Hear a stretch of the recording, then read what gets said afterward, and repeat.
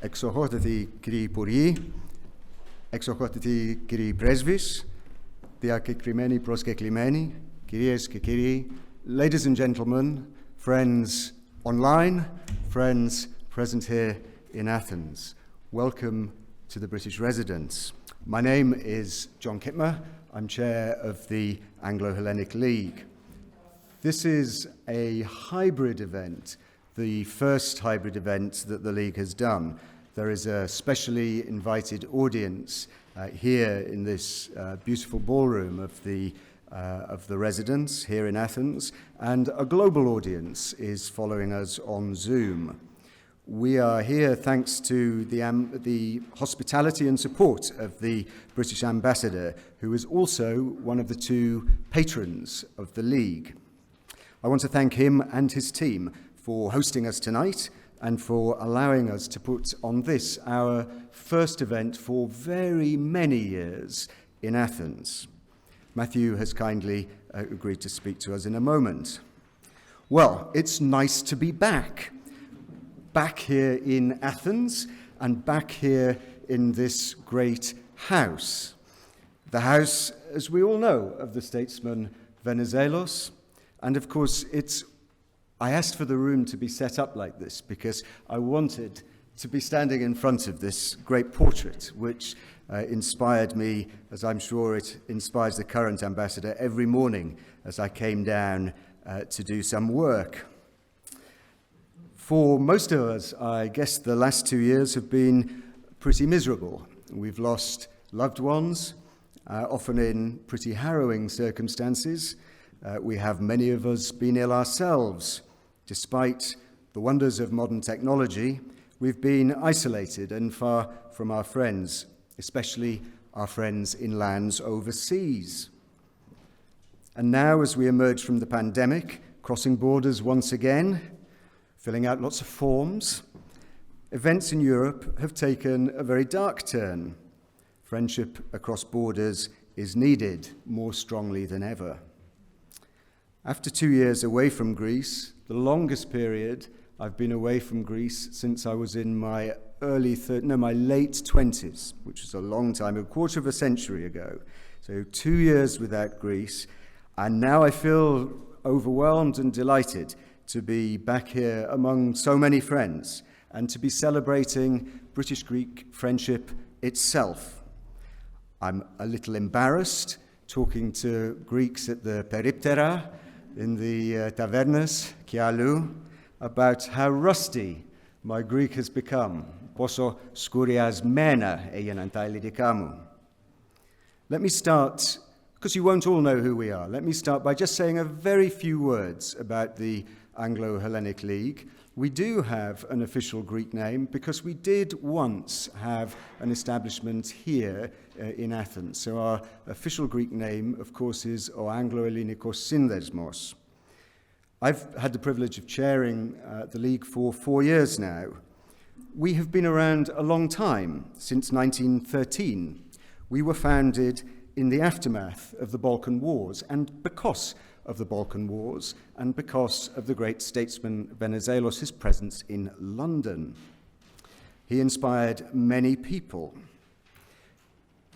We were founded by fans of Venizelos to do 3 things: to support humanitarian efforts in Greece in the aftermath of the wars. There were lots of displaced people as a result of the wars, and we helped raise money for humanitarian resettlement. We were formed to create a bridge between the British and Greek liberal governments of the time.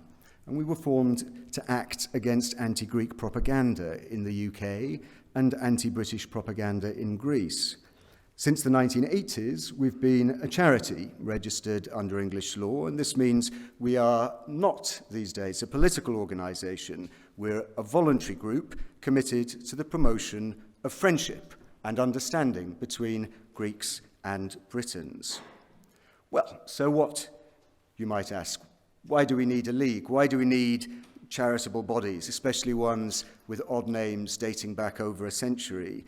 In modern times, individuals can use technology to connect globally, to be interconnected globally through social media at the level of individuals. So what difference does a small charity make? Well, we know we can't change the world, but we can act as a convener, as a catalyst, as an advocate, a promoter, and a shop window of the ties that bind Britain and Greece. So, the modern charity raises funds for charitable causes here and in the UK, and we spend some part of our own annual income every year in supporting other charities, charities here in Greece, charities in the UK. We have to concentrate our efforts, and we don't have access to large resources, but we can, through fundraising appeals and publicity, help to draw wider attention to those in need. After the terrible fires in East Attica in 2018, we raised £10,000 for the reconstruction of community facilities there. Every year we make smaller donations to help alleviate poverty and social exclusion in Greece and in the UK, and to support our educational aims.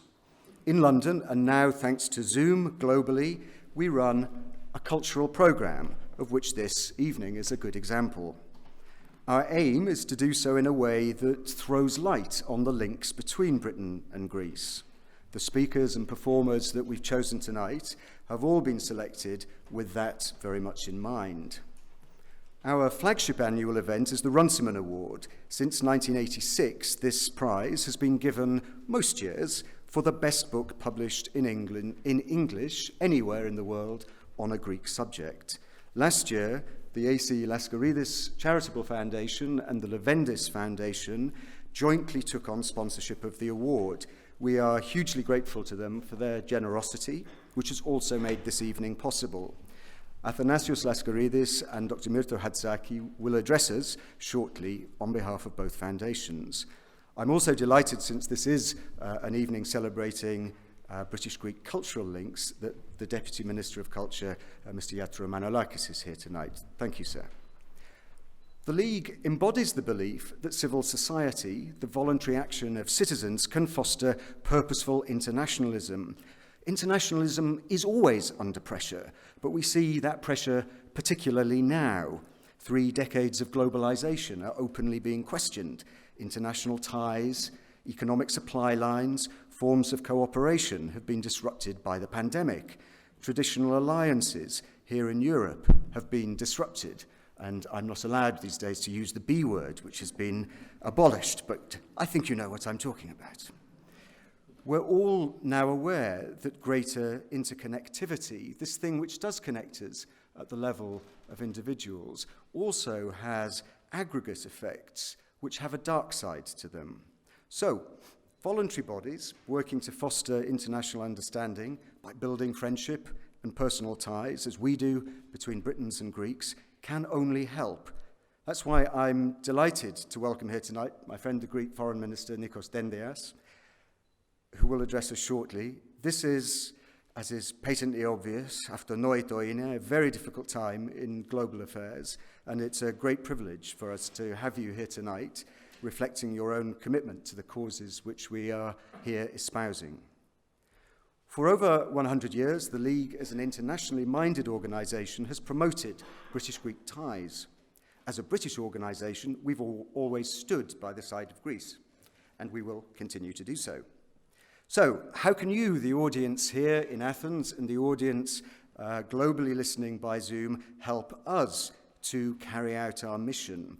Well, first, quite simply, please talk about us. If you like the evening, please talk about the evening. Please talk to us. We have members of the council here tonight as well as me. Become interested, get your friends interested in what we do and what more we might do. We need committed members and supporters here in Greece, as well as in the UK, Cyprus and elsewhere. We are looking for new partners for our charitable activities and for our cultural programme.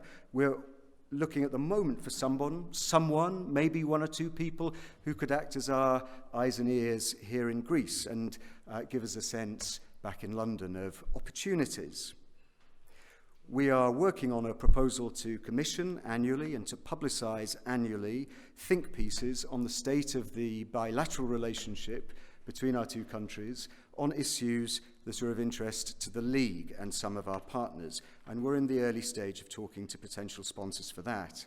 We are, of course, always interested in new corporate members and in sponsors for specific needs. And I'm very grateful to Mark Rakovidis and Akrathos Newlands Winery for their sponsorship of a very specific need here tonight, which is the sponsorship of the wine at tonight's reception. Thank you very much. Well, that's absolutely enough from me. Thank you for your attention so far. In a little while, I shall introduce our speakers and performers for the cultural part of the evening, but one of the most important things, I think, is to share a sense of ambition and to share a sense of purpose around what the League is trying to do. So I'm going to give the floor first to the Ambassador, then to Minister Dendias, then to Mr. Laskaridis and Dr. Hatzakis to address us. Ambassador, the house is yours, the floor is yours.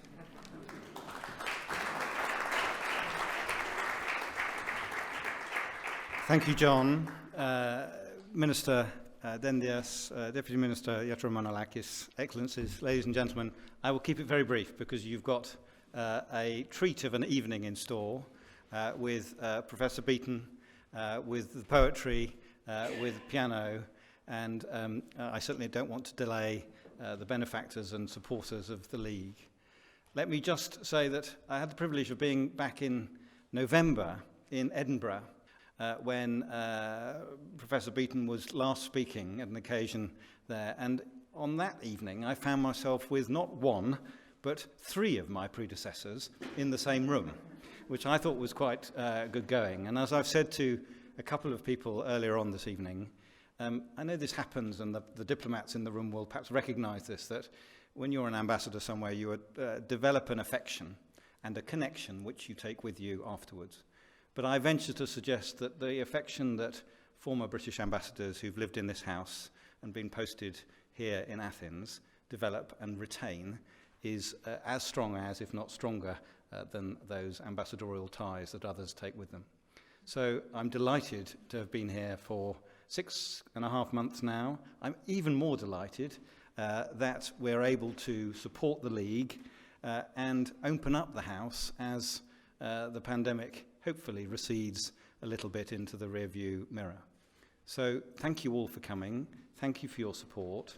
And I will do my level best to continue my task and mission here in the excellent way that I know John and all my other predecessors did.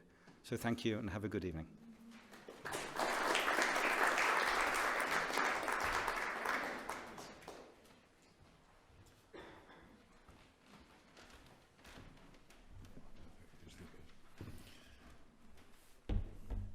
Ambassador, well, Dr. Kittmer, it feels strange in this house not to call you ambassador as well. Professor Beaton, my dear colleague, ladies and gentlemen, it is a pleasure to be among you here today to celebrate the Anglo-Hellenic friendship event.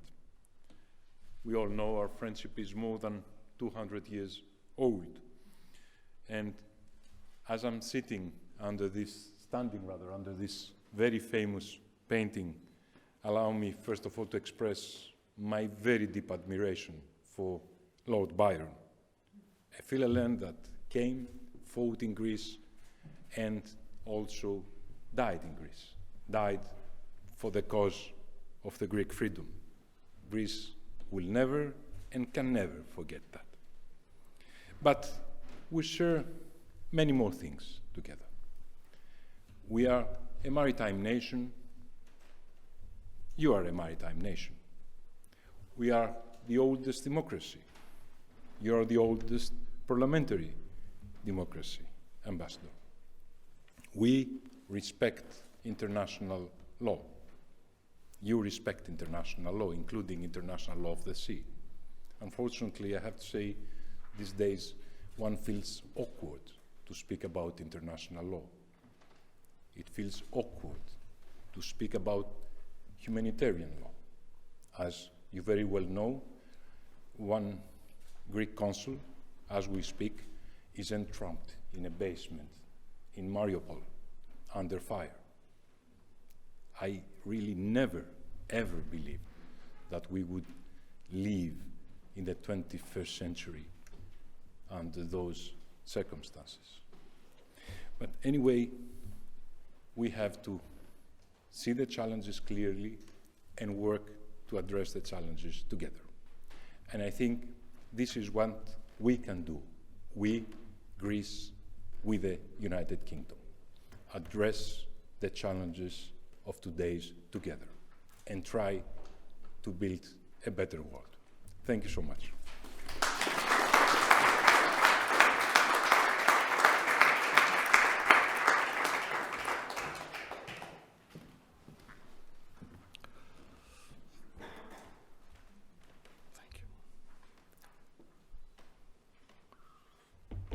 Your Excellencies, distinguished guests, the three prominent speakers to myself have basically covered almost all the subjects that I would have wished to address myself, so I will be extremely brief. First of all, warm congratulations to Roderick Beaton for the fourth, I think, Runciman Award. He's not a novice on the subject. Many thanks to you, Your Excellency, for hosting the event, and a big thank you to John Kittmer for inviting us to assist with the sponsoring of this award. I must say, on the first I heard about it, given that our foundation is mostly involved with environmental issues, I hesitated to take you up on that, but it didn't take me long to agree, and we're very happy and in fact proud that you gave us the opportunity to sponsor this award together with the Leventis Foundation, also a major benefactor and a major foundation. And I thank you for that and for the initiative. So I think it's time to proceed with the next speaker. Thank you very much.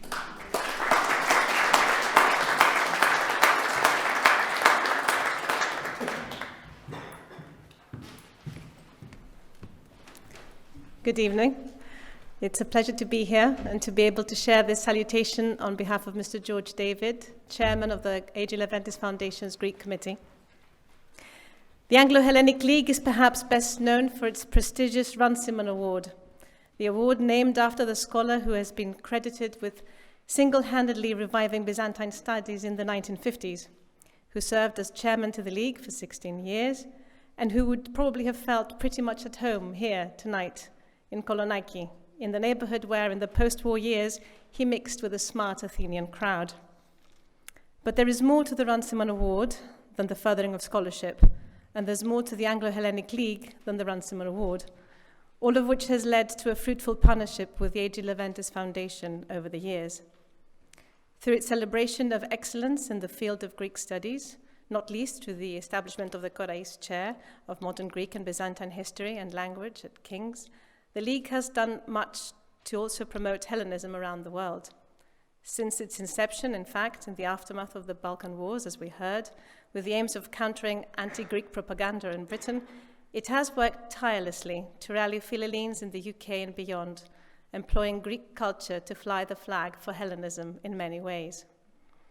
In fact, though the notion of soft power may have only been coined in the 1980s, we can safely say that the Anglo-Hellenic League had by then both subtly and successfully practiced its own brand of cultural diplomacy for over half a century.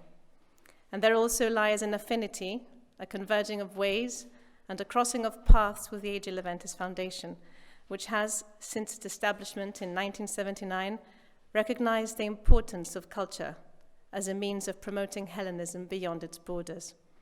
Whether it has been through the establishment of dedicated collections of Cypriot antiquities in leading museums around the world, allowing ancient Cyprus to be seen in its own right, rather than under a general heading of Middle Eastern civilizations, through the support of great exhibitions of Greek art, history, and learning around the world, from the Met in New York to the Royal Academy in London, to very recently the celebration of the Greek Revolution in the Louvre, the Foundation has striven to allow Greek culture to serve as its own ambassador overseas.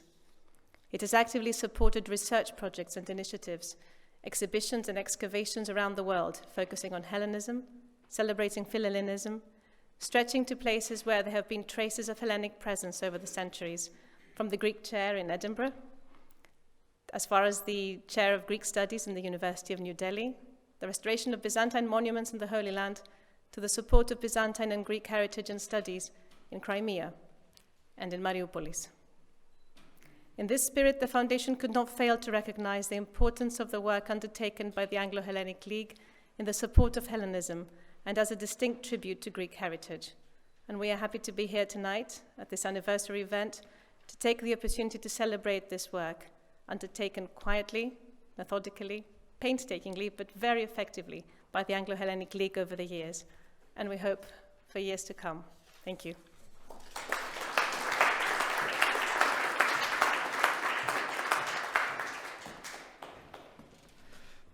Thank you to all of you who've just spoken. I really appreciate your kind words. We're now on to the cultural programme, which I kind of think I can, if not take my tie off, at least loosen it a bit. I have the difficult task, really, of introducing Roddy Beaton. And I was thinking this morning how to introduce Roddy and opened Kathimerini. I had a cup of coffee. And there, of course, was Roddy on page 3 of Kathimerini. I thought, that makes it even worse. There is no point in attempting to introduce a man who, on the day that he's due to talk for us here, is yet again commanding a whole page on Kathimerini, talking about the correlation between aspects of Greek history and current world events. Well, as you'll have gathered from what Athanasios and Myrto have said, we invited Roddy here tonight because he won the Runciman Award in 2021 for his fantastic book, Greece, Biography of a Modern Nation, which is available in Greek, of course, as well as in English. But we also asked him because he's now won it four times, as has also been said, and it's a celebration, really, of Roddy's spectacular monopolization of the prize in recent years. Roddy has a new book out called The Greeks, A Global History. It's out in English now. It's selling well. It's coming out in a Greek edition shortly.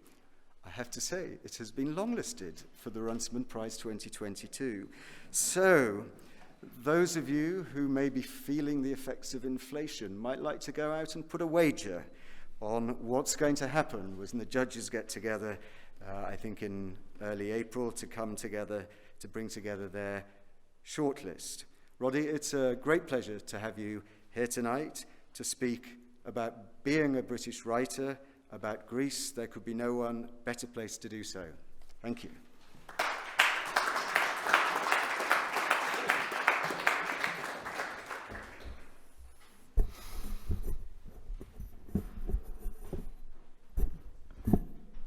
Well, good evening, everyone, and thank you, John, thank you, Ambassador, thank you, Minister, thank you, everyone who's spoken already, for your very kind and generous words. Let me, from my part, just say it's such a wonderful moment to be back here in this room, to be seeing old friends and to be meeting people for the first time.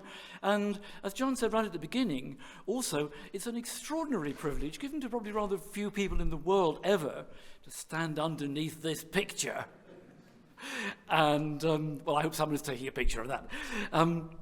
No, it is wonderful to be back in this historic room, in this company. And I said I would talk about being a British writer about Greece, but I'm going to broaden. There have been several references already to world events. It's entirely coincidental, by the way, that I found myself on page 3 of Kathimerini today. I did not expect this to happen. I was actually leaving my house on the way to the airport just 2 days ago when a journalist I didn't know rang up. And he sent me some questions, and I spent the time on the plane typing out some answers. Anyway, it's not irrelevant. The idea of liberty, eleftheria in Greek, in the very specific sense of the self-determination of a community of citizens to manage their own affairs, was born in the Greek language, quite possibly close to this very spot here in Athens, a little over 2,500 years ago. When that happened, 2,500 years ago, Greece had just been invaded by the largest empire the world had yet seen, the empire of the Medes and Persians, ruled by one all-powerful man, its great king. The Greek city-states were divided. Only a minority of them actively resisted invasion. But those who did, against all expectation, fought off the invader in the Battle of Marathon in 490 BCE, and again in the battles of Salamis and Plataea in 480 and 479. It was in the aftermath of these victories that the father of history, as he's been remembered ever since, Herodotus of Halicarnassus, told the story of what the Greeks had done, of how they had done it, and above all, why. In one of his famous invented speeches that enliven his history, Herodotus imagines or describes a pair of Spartans who find themselves in the company of a Persian satrap. And the satrap can't understand, why do you keep resisting us? And they say, you know this very well. Forgive me, I will quote it in the English translation. The Spartans say, you know well enough what slavery is, but freedom, eleftheria, you have never experienced. So you do not know if it tastes sweet or bitter. If you ever did come to experience it, you would advise us to fight for it, not only with spears, but with axes too. That's a lesson that has resounded down the ages. Herodotus' words have never been forgotten. They've never ceased to be read and translated into all the other languages of the world. That concept of liberty, as defined by Herodotus and other Greek writers of the period, the Athenian Aeschylus, for example, though we still call classical, it's often been threatened. It's often, indeed, been extinguished in particular times and places. But even when liberty, eleftheria, is denied, the concept, that original Greek word, exists. And that, I believe, was the supreme achievement of the ancient Greeks. Not just that they fought for their liberty, as many others have done too, but it was to find the words, to create the words that would preserve for all time the ancient Greek sense of what it meant to be human. And it's not just Herodotus 2,500 years ago. In the novel Zorba the Greek, Vios και Πολιτεία του Alexis Zorba, by Nikos Kazantzakis, written during a time of the deprivation of freedom during the Second World War, the hero is asked, what do you mean, human? And the answer comes flashing back immediately, na lefteros, free. We British came on the scene relatively late in the day. But in modern times, as the ambassador and the minister have both reminded us, British people have fought side by side with Greeks for that same principle of liberty, the self-determination of free people, from the 1820s to the 1940s. And so, even under the shadow of a new war in Europe, in which that very same liberty is once again at stake, we have a lot to celebrate together, both in person and online, an evening of Anglo-Greek friendship. When I offered to talk this evening about being a British writer about Greece, my first thought was to talk about my own experience. And not to disappoint any expectations, I will before I'm done. But when I began to think about it, I realized there's a much bigger story to be told. Because there never has been a time since the English language first became a written literary medium in the 14th century, and this is AD, when British writers have not written about Greece. Think back to university days, think back to Chaucer, Troilus and Cressade, derived from the story of the Trojan War. Think also its less well-known, but nonetheless important, revision in the Scottish dialect of the time by the poet Robert Henryson. Chaucer's Knight's Tale is set in an Athens, which is a blend of medieval chivalry with classical legend. Shakespeare's A Midsummer Night's Dream grafts onto that same setting a very English sense of humour and a whimsical world of woodland fairies that seems a million miles from the practical, gritty, and today snowy Athens that we know and love so well. Much later, much of what we call the 18th century Enlightenment, in Great Britain as elsewhere in Europe, was driven by the rediscovery and the repurposing of ideas and values preserved in classical Greek texts. Moving into the era of Romanticism, the poets Percy Bysshe Shelley and, there he is, Lord Byron, devoted some of their best works to Greece, ancient and modern. Byron, as we heard, even giving his life for the cause of Greek self-determination, eleftheria, at Messaloniki on the 19th of April, 1824. From there until today, the list is a long one. It includes Ulysses by James Joyce, published almost exactly 100 years ago to the day, in that fateful year for Greece, 1922. The first edition of Joyce's novel, published in Paris, was wrapped in the colours of the Greek flag. Or think of the verse dramas of T.S. Eliot, model on ancient Athenian aesthetic principles, and several of them reworkings of themes from Greek mythology. Later still came such self-professed enthusiasts as Lawrence Durrell and Patrick Leigh Fermor, among many more. And it was in that company that the historian Sir Stephen Runciman came to Greece after the end of World War II as a representative of the British Council, and among many other wonderful things that he achieved at that time, as Myrto Hatzaki just reminded us, reading the salutation from Mr. Yorgos David, he also revived British Byzantine studies practically single-handed. His books that he wrote in the 1950s and 60s have remained classics ever since, and, as we've heard, inspired the literary award that the Anglo-Hellenic League continues to administer in his honour. Anyone who writes about Greece and the Greek world today from a British background and perspective cannot but be aware of treading in all these illustrious footsteps. Where'er we tread, writes Byron of his first experience of the Greek landscape, 'tis haunted, holy ground.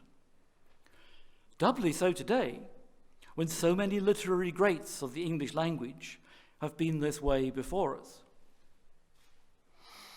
And of course, writing about a country and a people as by definition an outsider inevitably brings with it a certain distance.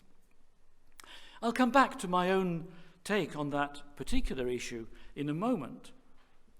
Not all of the great names I've just mentioned knew, or in some cases possibly even cared very much about the Greece they wrote about, at least in its current manifestation. Of those who did, some could be highly critical. I hate to say it right here, but it's true even of Lord Byron, who had a habit of saying pretty stinging things, even about his best friends. And he could be very caustic about those same Greeks for whom in the end he would give his life at the time while he was living among them. To take another example, the Scottish historian George Finlay, another of my heroes, who had come to Greece to take part in the revolution in 1823, and then settled in Athens for the rest of a long life, wrote a 7-volume history of the Greeks from the time of the Roman conquest down to the 1860s. The 2 volumes that Finlay devoted to the revolution of 1821 remain a classic, and they're still regarded as one of the most authoritative accounts of the conflict ever written. Indeed, it would later be translated into Greek by no less a person than Alexandros Papadiamandis, an edition that has just been republished by the Voliton Ellinon. But Finlay was relentlessly critical of the Greek leaders during the revolution, and he'd observed many of these men in action.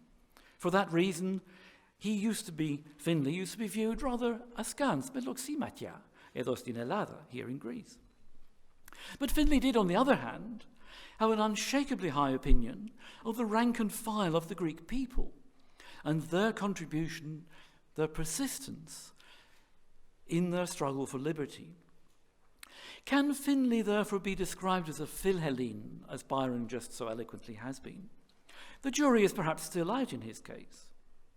But Finlay, I think, illustrates how devoting a lifetime to writing about a country, its people, and its history may still not be enough to earn affection as a true friend of that country. And so, perhaps, maybe it should be. After all, a friend who's never critical is hardly a true friend at all. So, why do so many Brits write books about Greece? In one way or another, I think the answer takes us all the way back to Herodotus, with whom I began. Greece, Greeks, Greek history, and Greek culture matter to people all over the world, especially, although by no means only, in those countries that enjoy a version of that self-determination, eleftheria, with which I also began, and that Herodotus' Spartans were willing to die for. And this is surely what the English poet Shelley meant when he famously wrote, urging his countrymen to support the Greek Revolution in 1821, "We are all Greeks." But of course, in a literal sense, we're not all Greeks. Every time Greek friends or acquaintances talk to me about their family, for instance, I'm often deeply moved, sometimes even embarrassed, to hear fragments of the traumatic history of the past century or more, but actually embedded in the lives of my friends or acquaintances, just people I'm talking to. Family members lost in the chaos of the Asia Minor catastrophe exactly a century ago, or as a result of those upheavals, thrown together to form new relationships amid the displacements caused by war, exile, or military occupation. Others executed by Nazi occupiers or by their own compatriots during the Civil War, the Infilio, of the 1940s. Or more recently, imprisoned or tortured under the dictatorship of the colonels a mere half-century ago. I don't think anyone who has been brought up, as I have, in Britain, has been formed by experiences to compare with those. The closest I ever came to history in the making was here in Athens. It was during the last year of the dictatorship in 1973 to 1974. But frightening as some of those events were, horrifying, but also exhilarating as it was to stand in Syntagma Square on the 23rd of July 1974 and chant along with the jubilant crowds as the junta fell, ergete, o Karamanlis βέβαια. It wasn't my country that was at stake. I had the security of a British passport in my pocket, and in those more generous days, even a grant from the Scottish Education Department to fund the PhD that I was supposed to be writing while I was actually out on the street chanting, ergete. I've always been aware of that distance.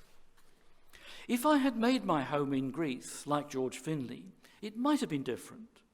Though to read Finlay, to be honest, I rather doubt it. He certainly felt that distance too, even after decades living in the Greece of King Otto. If you're British and write in English about Greece, it makes sense that you're writing in the first instance for other Brits, or more vaguely or generally for an English language readership.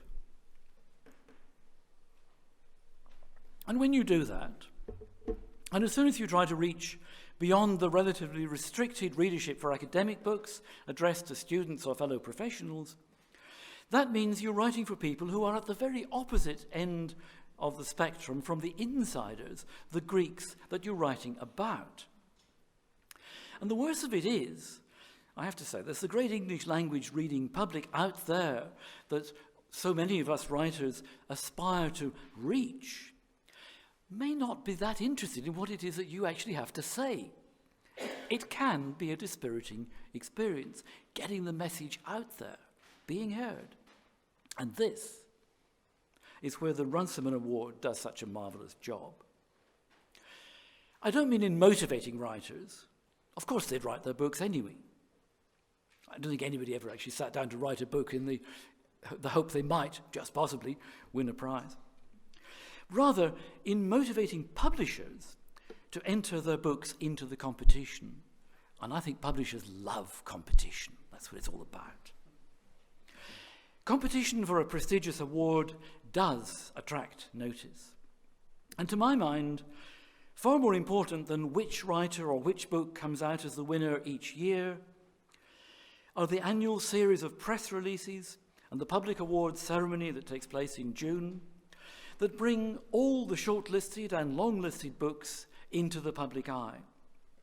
Because in that way, the whole momentum and the rich variety of each year's crop of British writing about Greece also win their place under the public gaze. It's kind of the opposite side of the coin here in Greece. Because as people here don't need me to tell you, readers in Greece are intensely interested in how their country and they themselves as people are perceived abroad. Πώς μας βλέπουν έξω? What are they looking at us? What are they saying? And I've always been struck by the paradox that my books seem to have been read and discussed by more people here in Greece and by Greeks worldwide than back home in the UK. Don't get me wrong, I greatly appreciate the opportunities I've had in recent years to give media interviews, to take part in documentaries for TV and film, both in Greece and in Cyprus. And I'm immensely proud of the recognition I've received from the Greek state in the person of former President Pavlopoulos and from private organizations here in Greece. But I can't help sometimes feeling a sense of, as we say in English, preaching to the converted, as the saying goes, carrying coals to Newcastle. Ή όπως το λέμε στα ελληνικά βέβαια, κομίζω γλάφκας εις Αθήνας. If writing as an outsider brings a certain privilege, a creative distance, as I like to think of it, with that comes a responsibility too, and indeed a degree of risk. And probably this is true, this risk is especially true, it's especially present for the British writer, precisely because of the many ways in which the fortunes of our two countries have been intertwined in the past.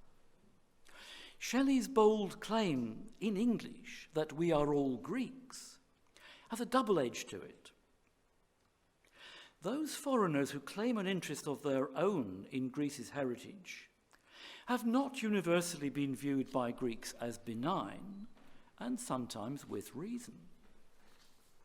The privilege for a British writer about Greece lies in the fact that whatever you publish will be of interest to Greek readers and is likely to be read with close attention from many different angles. You are going to get an attention that you can't count on back home in Britain. The risk is the other side of that very same coin. Somebody, somewhere, is bound to see things differently and may resent your high-handed intervention. It comes back in the end, and I will end with this, it comes back, I believe, to eleftheria. I am free to publish, and you, whoever you are, to read and to respond. Not everyone in the world today enjoys those freedoms. Let's make the most of them here in their birthplace. Σας ευχαριστώ πάρα πολύ.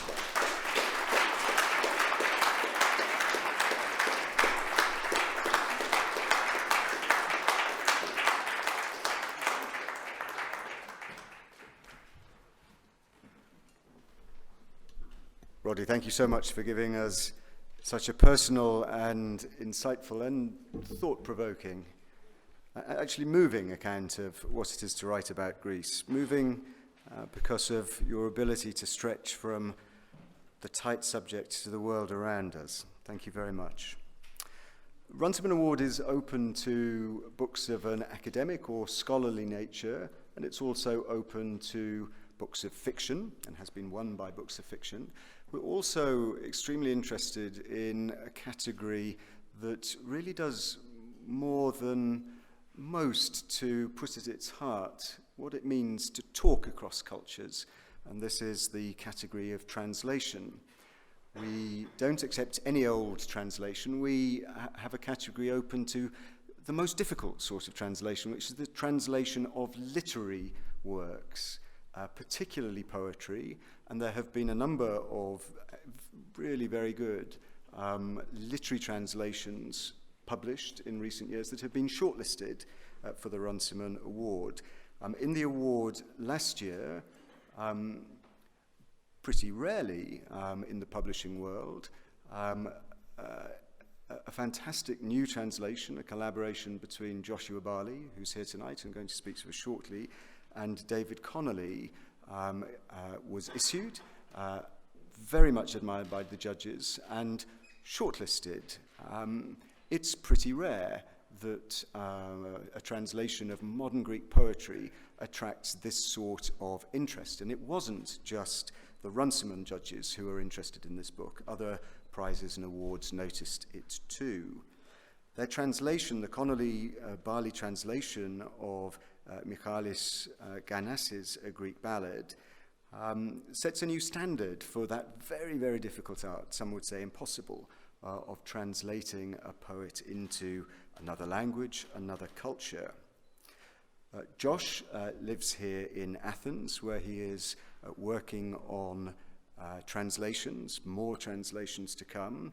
When he's not working on translations, he's bicycling up in Epirus, because, you know, when you start to immerse yourself in Greek culture, you want to immerse yourself in as many different aspects as possible. Josh is joined tonight by the performer and poet Pavlina Marvin. I will leave it to them to introduce to us the poetry of Michalis Ganas, but I want to say how hugely grateful I am to both of you for coming here tonight and to giving a global audience as well as the audience here an insight into this astonishingly important poet. Thank you.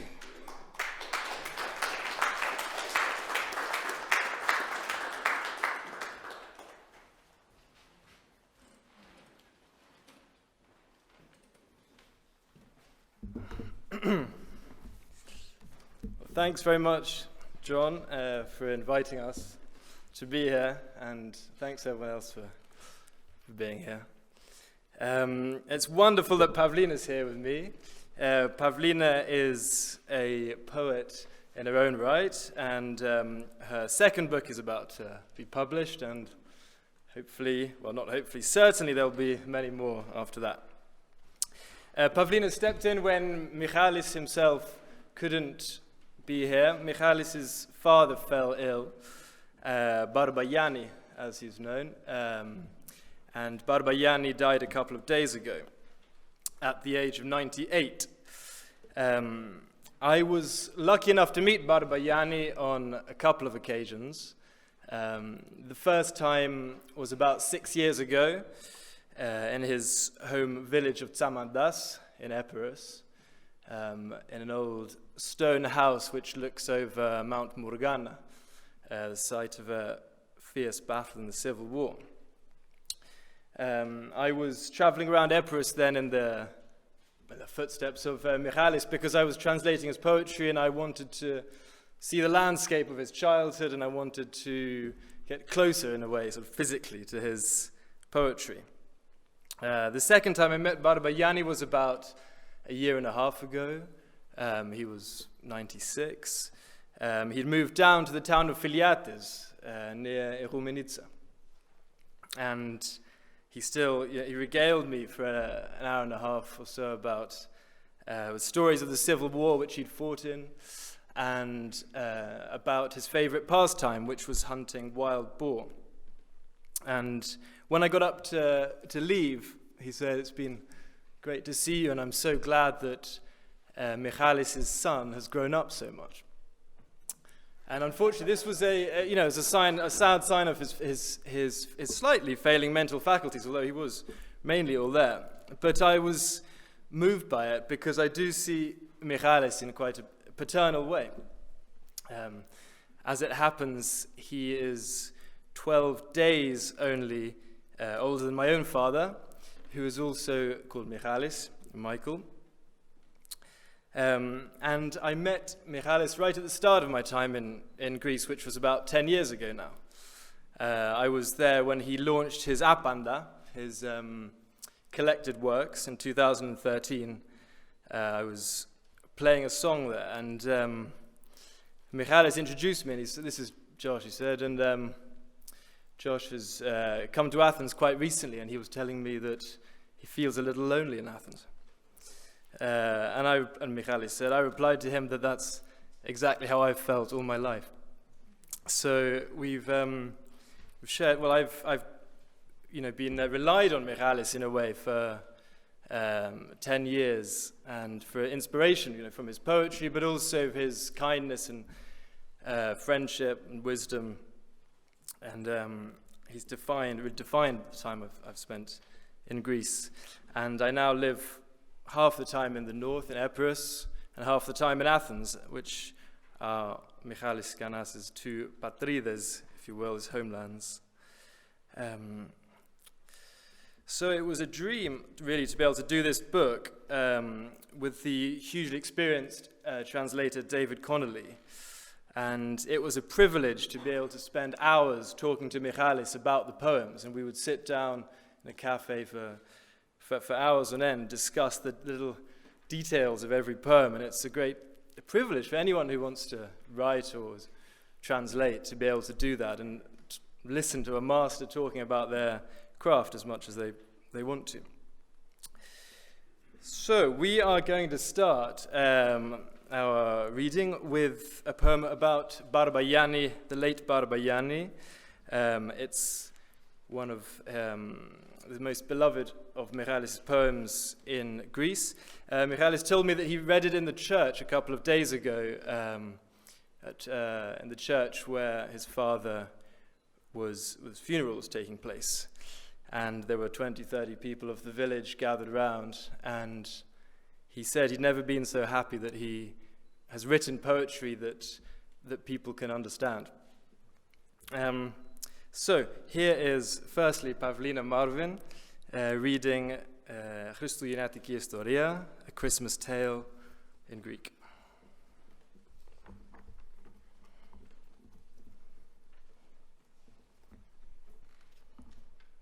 Χριστουγεννιάτικη ιστορία.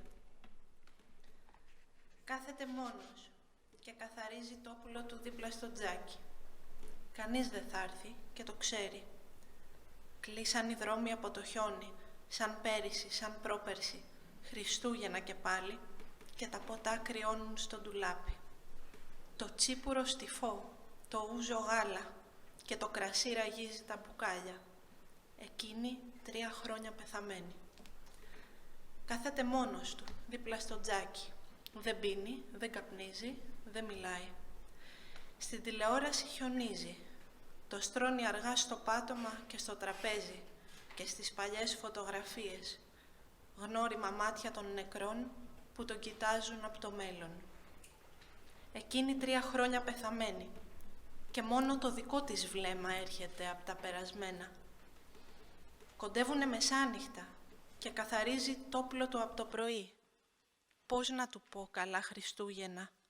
Ευχές δεν φτάνουν ως εδώ. Δρόμοι κλεισμένοι, τηλέφωνα κομμένα. Η σκέψη αρπάζεται από το κλαδί της μνήμης, μα να τρυπώσει δεν μπορεί στη μοναξιά του.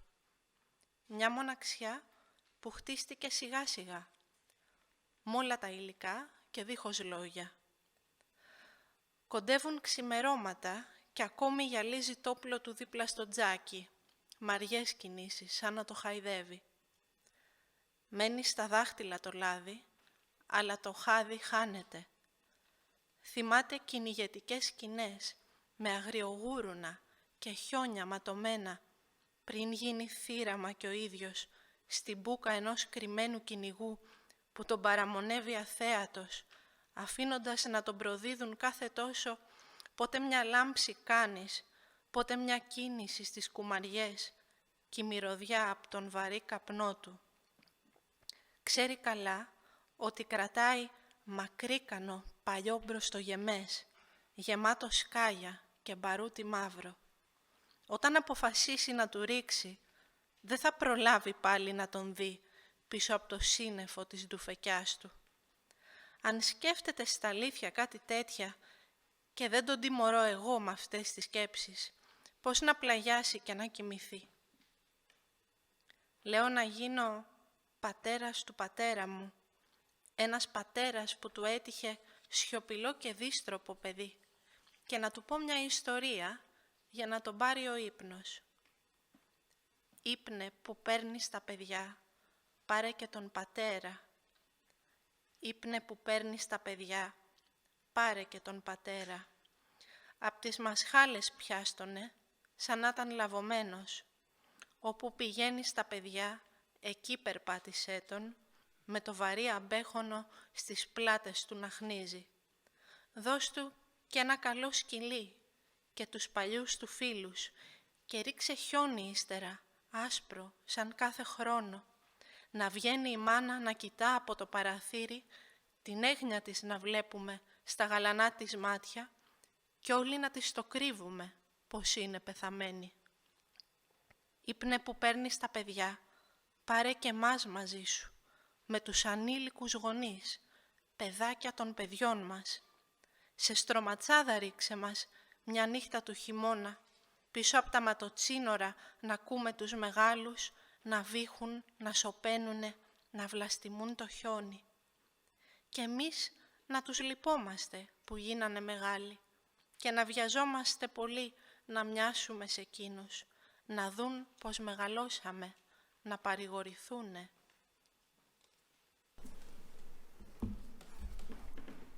A Christmas Tale. He sits alone, cleaning his gun beside the fire. No one will come, and he knows it. Snow has blocked the roads, like last year, like the year before. Christmas again, and the drinks in the cupboard cold. The tsippuros sour, the ouzo milky. The wine cracking the bottles. She dead these past 3 years. He sits alone beside the fire, not drinking, not smoking, not speaking. On the TV screen, snow that slowly settles on the floor and table, and on the old photos, the familiar eyes of the dead, staring at him from the future. She dead these past 3 years, and only her gaze comes from times long gone. It's almost midnight. He's been cleaning his gun since morning.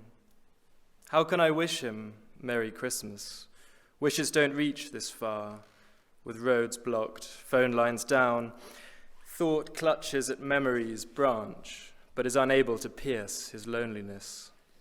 A loneliness constructed slowly, with all the materials and without words. It's almost daybreak, and still he's polishing his gun beside the fire, gently rubbing as though caressing it. The oil remains on his fingers, but the caress slowly goes. He remembers hunting scenes with wild boar and blood-stained snow before he himself becomes prey to the muzzle of some hidden hunter who lies in wait for him unseen, letting himself be betrayed now and then, whether by a barrel's gleam, a movement in the arbutuses, or the smell of his strong tobacco. He's well aware he's holding an old, long-barreled muzzle loader filled with shot and black gunpowder. When he decides to pull the trigger again, he won't have time to see him behind the cloud from his rifle shot. If he's really thinking such things, and it's not me punishing him with these thoughts, how will he go to bed and sleep? I've a mind to become my father's father, a father who happened to have a taciturn and ill-tempered son, and to tell him a story to get him to sleep. Sleep that comes to children, come take my father too. Sleep that comes to children, come take my father too. Hold him beneath his arms like one who's sorely wounded. And wherever you lead children, walk with him there too, with his heavy overcoat steaming round his shoulders. Give him a good dog as well, and all of his old friends. Afterward let the snow fall thick and white like every year. Let our Ma get up to look out through the little window, that we might then see the concern in her bright blue eyes, with all of us keeping from her the truth that she was dead. Sleep that comes to children, come take us with you too, and together our juvenile parents, our children's infant children.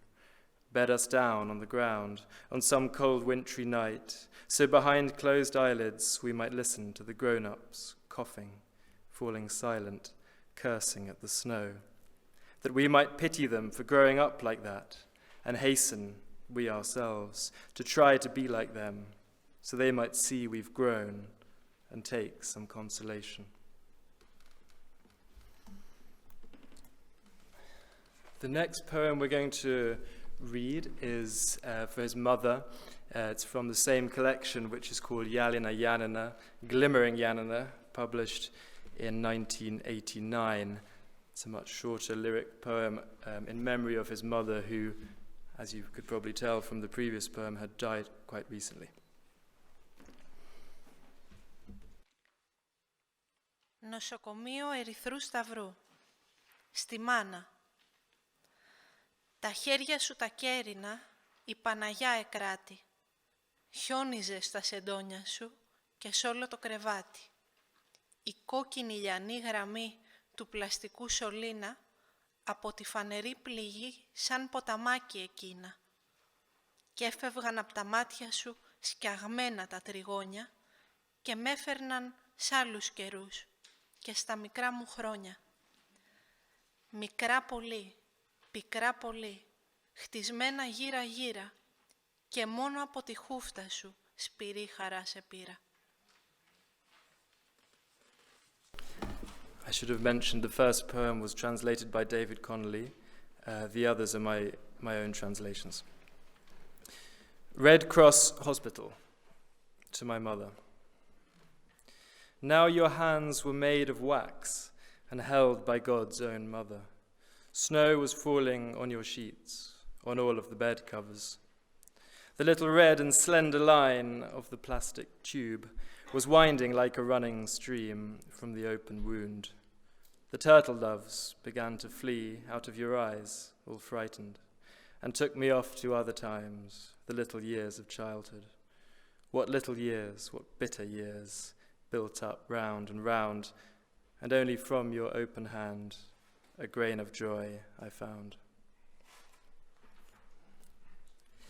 Now we're going to turn to Michalis' first book, Akathistos Dipnos, or Upstanding Supper, published in 1978, and we're going to recite two poems from that collection, beginning with Kalofengari, or Good Moon. Καλό φεγγάρι. Καλό φεγγάρι, λέω, χρυσό χαλίκι στο βυθό του ονείρου σου, με μάτια που πονούν απ' την αγρύπνια. Καλό φεγγάρι, λέω, μα ποιος θα ακούσει τούτο το τραγούδι. Καλά-καλά, γιατί να τραγουδώ. Μέσα στις χούφτες μου κρατώ τον άνεμο. Ξέρει πολλά πανιά, ξέρει πολλά μαντήλια. Δεν έχει διάφορο κανένα. Αν χρειαστώ τσιγάρα, θα δανειστώ από το γιατρό, το φίλο μου. Οι φίλοι, ξέρεις, λιγοστεύουν, γίνονται δικηγόροι, γιατροί, καθηγητές. Ξαφνιάζεσαι μια μέρα, αρχίζουν να μιλάνε για αυτοκίνητα, ταξίδια στην Ευρώπη. Αυτά δεν είναι άσχημα, μονάχα ασυνήθιστα, πρωτάκουστα. Ξαφνιάζεσαι μια μέρα, κοιτάζεις μες στα μάτια μιας γυναίκας, όποιας γυναίκας, λες σιγανά παλιούς σκοπούς. Θα φύγω το χειμώνα γέρνοντας λίγο αριστερά από το βάρος της αγάπης σου. Θυμάσαι πόσο σου λείψε η δίδυμη καρδιά της, χαράζει στίχους, λες σιγανά παλιούς σκοπούς. Λιγνό μου κυπαρίσι, ονειρευόμουνα 3 νύχτες. Κάποτε να τα συγχαθείς σε τούτα, να μη βουλιάξεις τη ζωή σου μέσα σε τόσες λεπτομέρειες. Πάλι γυρίζει το φεγγάρι, καλά το λέω και γεμάτο μνήμες, ήσυχη νυχτωμένη λόφη της πατρίδας, μες στην παλάμη της βροχής, στεγνές νησίδες τριζωνιών, φωνές της νύχτας, ως κάτω στο ποτάμι με τα πλατάνια και τον οικοκυριό των βατραχάδων. Αν κάποτε υπάρξεις, καρπίζοντας τη μήτρα που σου ετοίμασα, θα έχεις καλάμια για πολλές χαρές, θα έχεις τα μάτια που σου τάζω και μια καρδιά που θα με πνίξει με το αίμα της. Good moon. I call it a good moon, a gold pebble in the depths of your dream, with eyes hurting from a sleepless night. I call it a good moon, but who will hear this song? Anyway, why should I sing? In my hands I hold fistfuls of the wind. It knows a lot of sails, it knows a lot of handkerchiefs. There's no gain in it at all. If I need a cigarette, I'll bum one from my friend the doctor. Friends, you know, are getting less. They're becoming doctors, lawyers, professors. You're taken aback one day. They start talking of cars, trips to Europe. They're not bad things, just unaccustomed, unheard of. You're taken aback one day. You look into the eyes of a woman, any woman. You hum old tunes under your breath. I'm leaving in winter, leaning a little to the left of the weight of your love. You remember how much you missed her double heart. You carve lyrics, hum old tunes under your breath. My slender cypress, I've dreamed about you 3 nights long. Sometime you'll grow to hate those things, won't drown your life in so many little details. The moon comes round again. I call it good and full of memories. Quiet hills of home, cloaked in night, in the palm of the rain. Dry islets of crickets, voices of the night down to the river below, with the plane trees and the frogs keeping house. If ever you exist, bringing to fruit the womb I prepared for you, you'll have reeds for many joys, you'll have the eyes I vow to you, and a heart that will drown me in its blood. Now a love poem for Michalis' wife, Poppy. Της αγάπης. Στην Πόπη.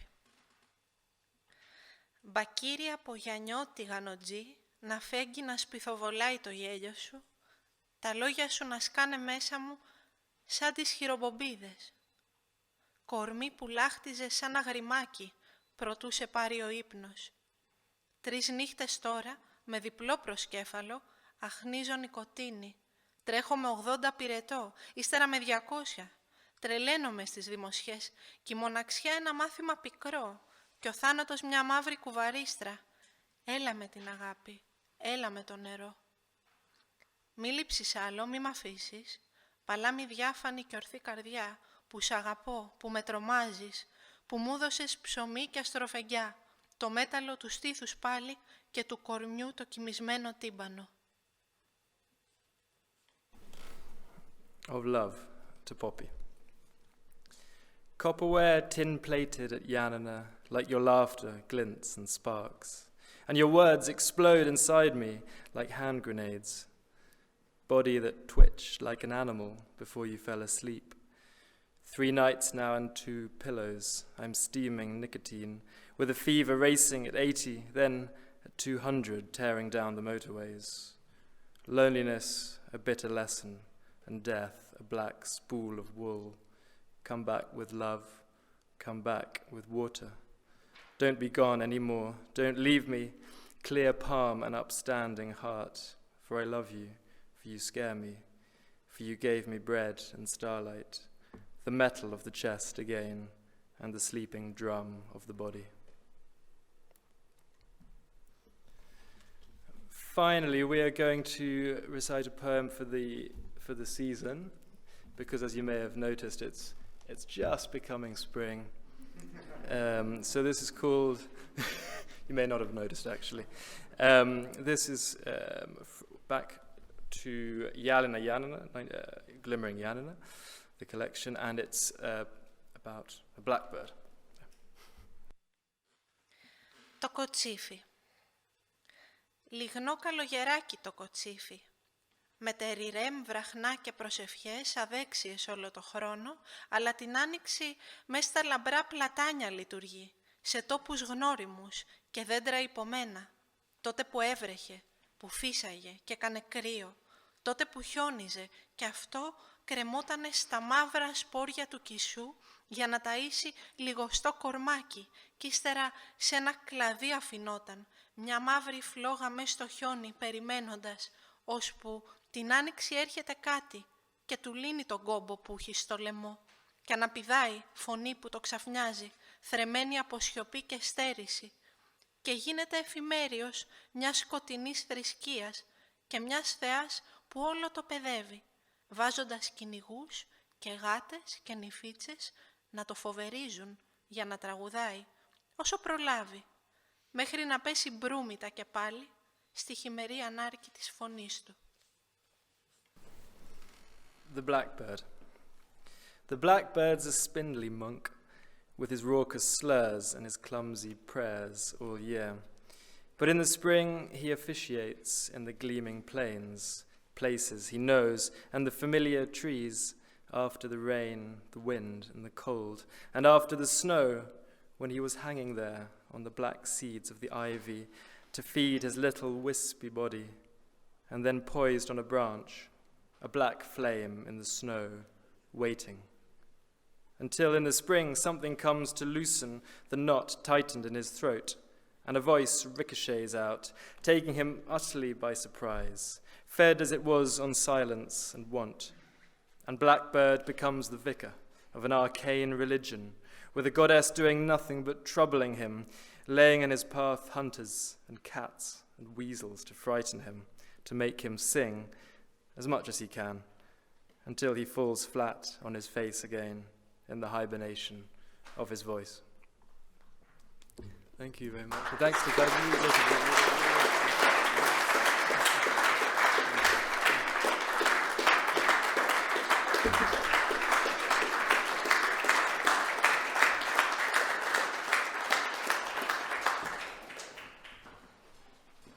Thank you so much for that. I love hearing Greek poetry, beautiful, the best Greek poetry, read against English translation. It tells you something about different languages, their sounds. Even if you didn't know one or other of the two languages, just hearing a translation of great poetry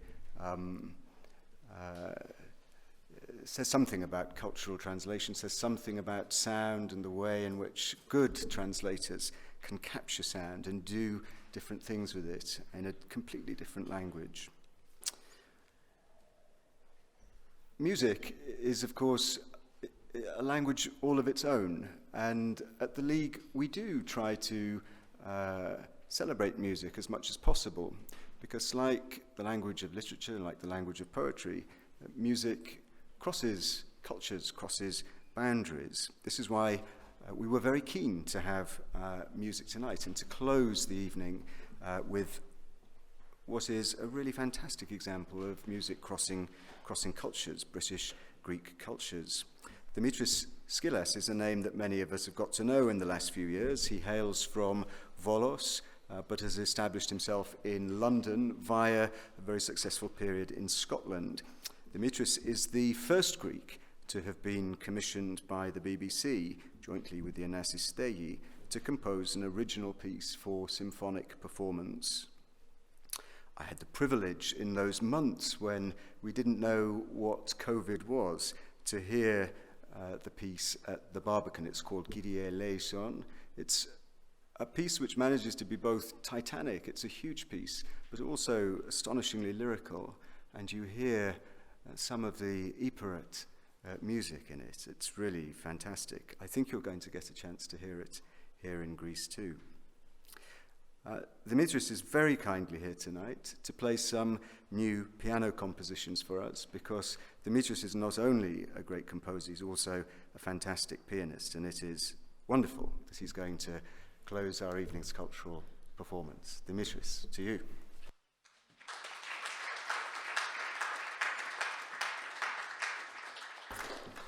Well, Καλησπέρα σας, κύριε Πρέσβη, κύριε Υπουργέ, κύριε Υφυπουργέ. Dear friends, dear colleagues, I didn't prepare a speech. I thought I could improvise, but I was wrong.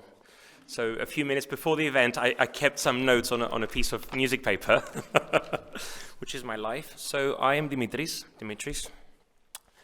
I was born in Volos, and I moved to London 15 years ago when I was 18. So I am a citizen of London and born in Greece. I feel beautifully trapped always between the two cultures, and I'm sure many of you in this room know what I'm describing. My life is a suitcase and a plane ticket sometimes, which is wonderful. So thank you very much, John, for inviting me here tonight to perform my new music. And when I say new music, it is so new that, with all honesty, I finished it last night. So, and I'm not joking. So I'm going to play 3 pieces for you. I'm going to introduce the first piece. I'm going to play it, and then I can talk to you about the second and the third, and I'm going to play them together.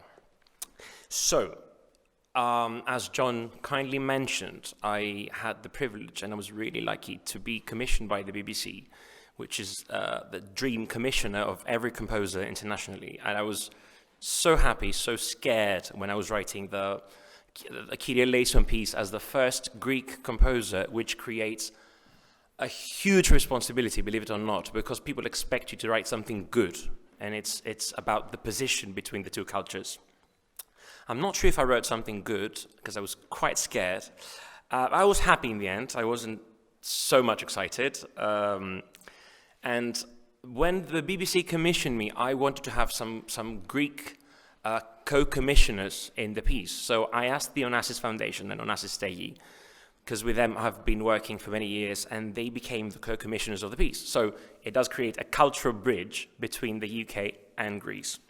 So when we sat down with the Stegi team from the Onassis and my manager, Dimitri, to talk about, well, we wouldn't talk about how I'm going to write the piece, because that's my job, but how are we going to promote a piece which is the first piece for the BBC Symphony Orchestra from Greece. So then they offered me the most overwhelming, surreal, scary, crazy project, which is they offered to make a full-length documentary film about my life and my piece and my music, which premieres in 2 days in Thessaloniki International Festival.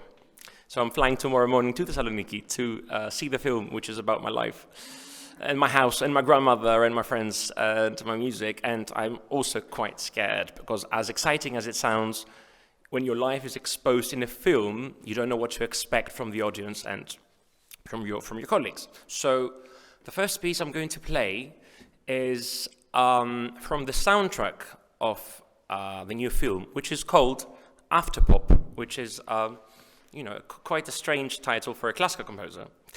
So the piece I'm going to play is called Triptych, like the paintings. And in the film, we use it in a scene where I'm in Hagia Sophia Church, or cathedral, in London.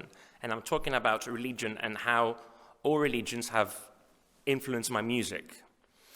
And at the same time, it's my best friend from Exarchia who's talking about me. So you have 2 different filming sets at the same time while we have this piece. And it is my first soundtrack.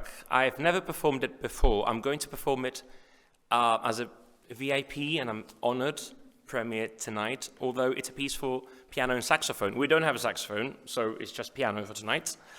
And I would like to say that feel free to close your eyes, and it's very slow and simple music. You don't have to look at me. I think the vibration of the sound is much more important than my physique, to be honest. Thank you very much.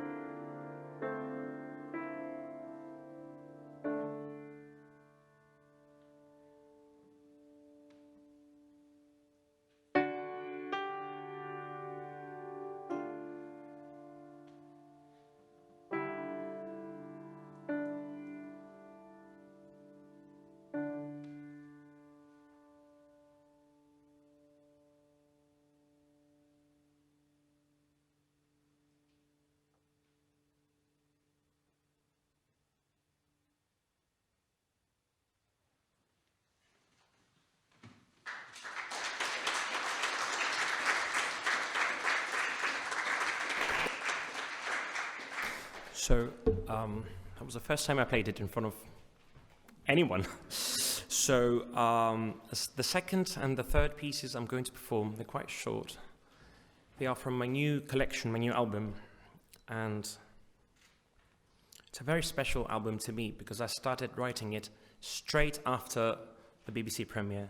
When I went back to Volos, supposedly I went for a week, but then the pandemic started and I stayed for a year. Yeah. So what I had back there was just my piano. And I felt, as a very honest feeling, I felt if I'm never commissioned again, if something happens and I cannot have a concert again in my life ever, I still have my piano and I can just play. And the reason I started also writing piano music, and I think he doesn't know it, is because of you, John. I don't know if you know it, because we met for coffee at the National Gallery in London, and we were talking about two great composers who have influenced my work. It's Arvo Pärt and John Tavener, British composer.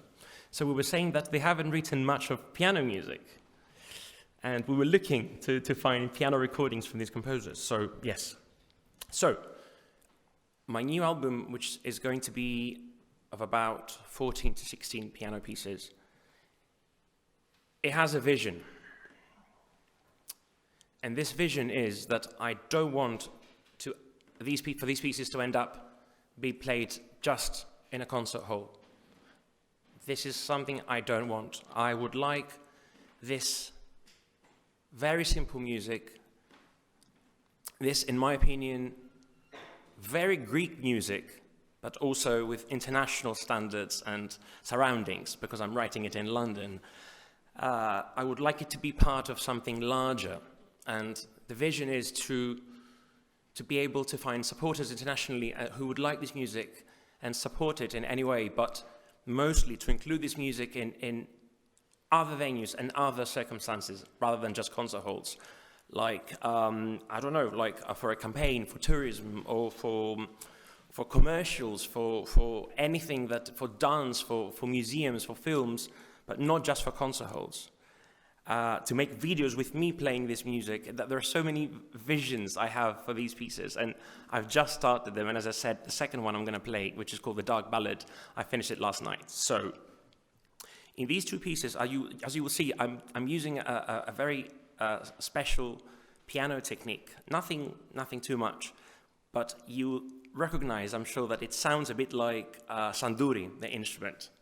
So that, I think, in my opinion, that makes it quite a Greek sound. But the harmonies are not necessarily Greek. So the first one is called The Balcony Scene, and the second one is called The Dark Ballad. Thank you very much.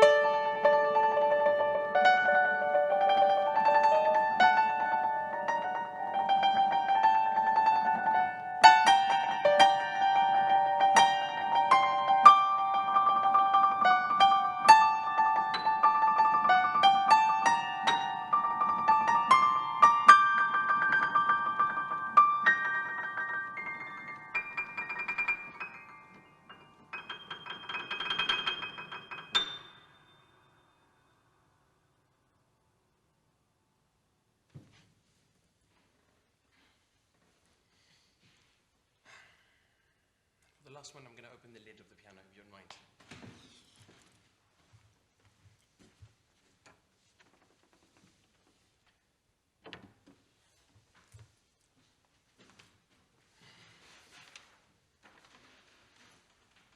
The Dark Ballad.